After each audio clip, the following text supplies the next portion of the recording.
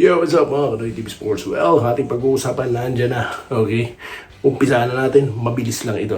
So, gilas po muna tayo. Update. Yan nga, sila po yung nagpa-unlock ng Fans Day. Okay, paano naman po bigyan daan ng mga fans natin.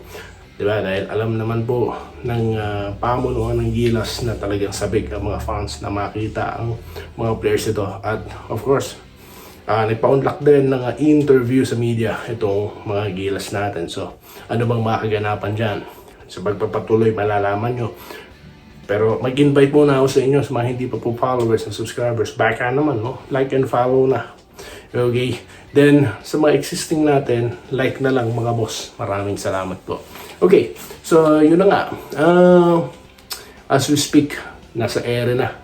Or baka nakalapag na. Okay, sa Brisbane, ang ating mga gilas players. Kasi nga po, maghahanda pa rin sila, no? Sa kanilang sagupaan with the New Zealand. Yun ang kanilang unang makakalaban sa July 3, no, mga boss? So, yun na nga. Nagpa-unlock din ng interview ng ating mga gilas players. At may revelasyon nga dyan itong si Mike Phillips na muntik na pala itong matapos ang karera, no, sa pagbabasketball. Buti na lang po at na-cleared na siya. Ano po bang injury yan? Sa ulo po, no? Okay. Nagkaroon siya ng, during the game po yan, no? So, mabuti na lang at yun ay naagapan at full recovered na po siya. So, he's physically fit. At nakita niyo naman, no? Talagang practice pa lang, mukhang alam na natin ang gagawin nito, okay, sa mismong laro.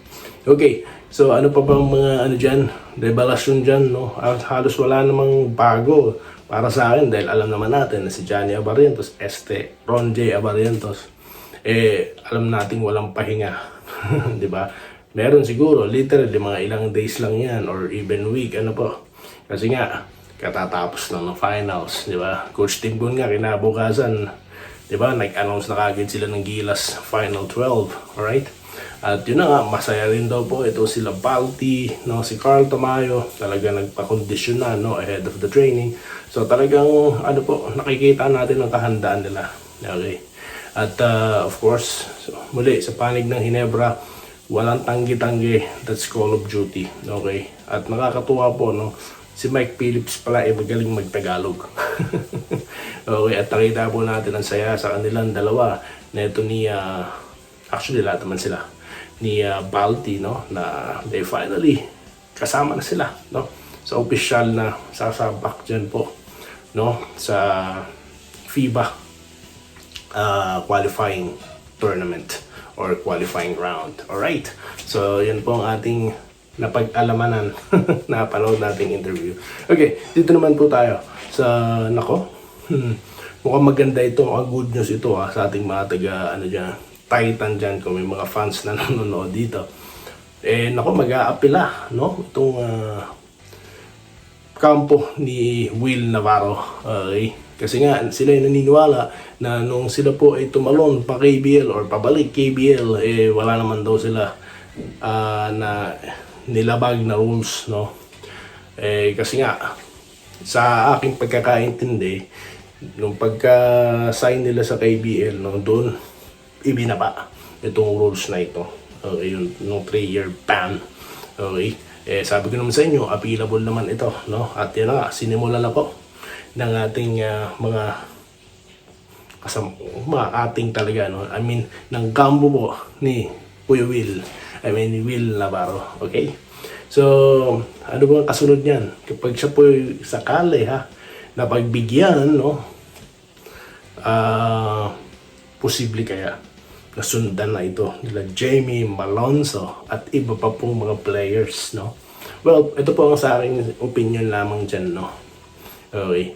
Kung ang ban po is ipinataw, no, after nilang mag-sign, okay, knowing that there is this existing 3-year ban, hindi po dapat i-lift yan sa kanila, no? Dapat po ipatupad. We can't bend the rules here, no? Pero kung ibinaba yun, no, na naka-sign na sila, dapat po talaga sila makabalik, no? Dapat po may konsiderasyon talaga dyan.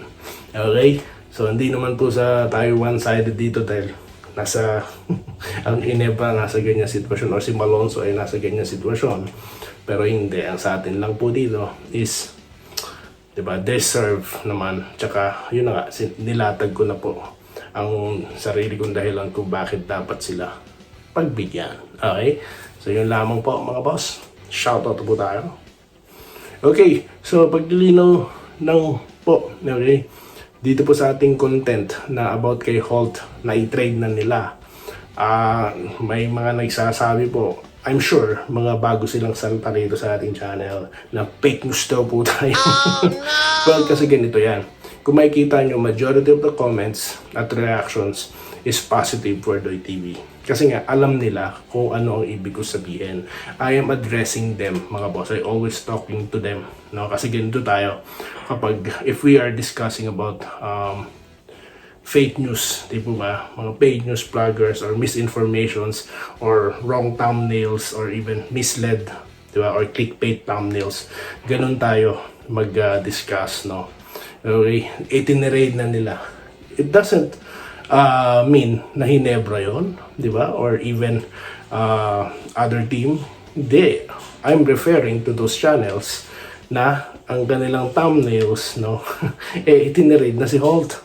Yun po yun. That's why you have to watch the full content. Di po ba? Alright? So, yun lang po yun eh. Me, as a creator, content creator, member, no? Ang ating mga subscribers, or I'm used to it, no? Sa mga thumbnails na nilalabas ko. Diba? Ngayon nga po talaga sa Facebook, napakarami na nating bagong pasok. Kaya pagpasensyahan nyo na po, no? Pasensya na kung na-clickbait kayo. Okay? Pero, ang akin lang dito is ganyan po ako makipag-usap sa ating mga regular followers and subscribers. Alam nila yung kaya tignan nyo ang mga comment nila dyan, di ba? Basahin nyo na lang. Alright, dito tayo kay Lakay Collado.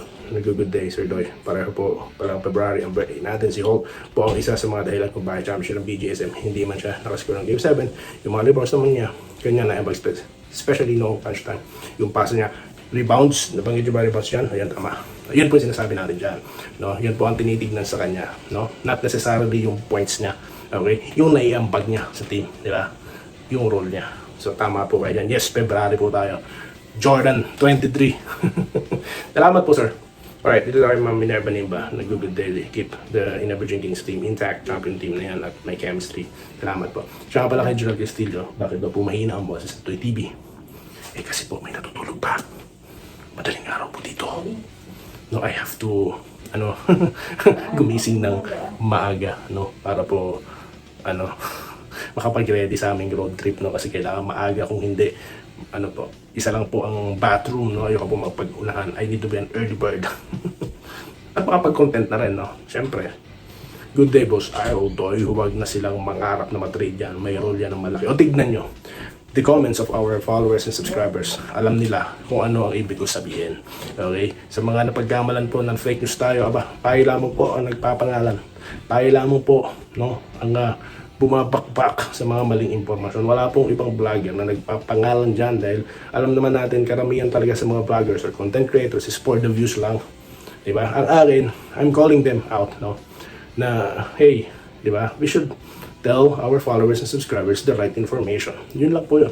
At nagpapangalan ako just to raise discussion. I want them to answer back, diba, para po magkaroon tayo ng meaningful discussion. Hindi po para makipag-away. Okay? Alright. Dito tayo sa alright. Sabi po ni Noli Labor, mahal na mahal. Ito. Salamat naman po, no? Ma'am Yam, binigyan pa ng chance at hopefully makabawi sa Governors Cup. Yes, as I mentioned, naglabas po tayo ng, actually, po yan, part ng video yun, di ba? Kumbaga, highlight ko lang yun. Reason kung bakit hindi matitrade si Holt, no? Tignan nyo sa ating mga subscribers, konti lang po nanood, kasi alam na nila dahil kasama yun sa video. Kasama yun, kaya hindi na nila halos na pinanood, di ba? So, ganun po ako, no, I always address no, sa ating mga followers and subscribers, no? Okay? Si Holt ang depender ng import, lalo na sa no, alam din, Leo Rivera Gutierrez, Rodolfo Labada, good day po, Idol Doy TV, always watching, salamat po. Good day po kay Romulo Macaraeg, Romalsares, good day. Kailan ba mag-start ang laro ng Gilas? Idol Doy TV, excited na ako ng Gilas. July 3 po yan versus New Zealand at July 6 naman.